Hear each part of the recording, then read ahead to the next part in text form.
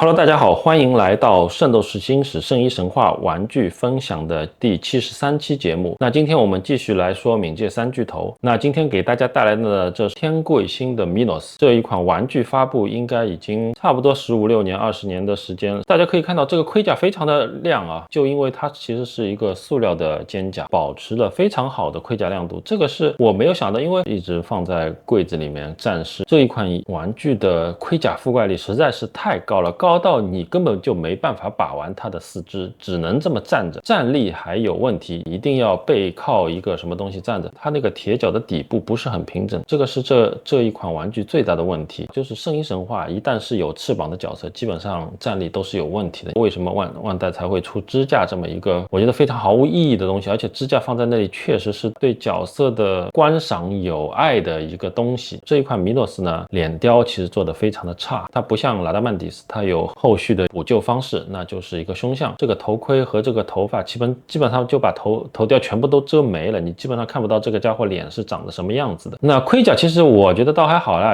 亮度啊各方面其实都还不错。三巨头出的年代是非常早的，这是一速的素体，手型啊各方面都是不完美的。这个就是时代的烙印啊，这个就是圣衣神话玩家们的一些记忆啊，对吧？之前 Minos 的价格应该在400块钱左右到420块人民币，3款加在一起套出的话应该在1000块钱左右。当初入这些玩具的玩家其实还是一笔不小的投资啊，其实就是现在那些 EX 的价格。内包我今天都不太想给大家展啊，还是展示一下吧，既然拍都拍了，站立还是有问题啊，非常小心的让它站在这个桌子上面。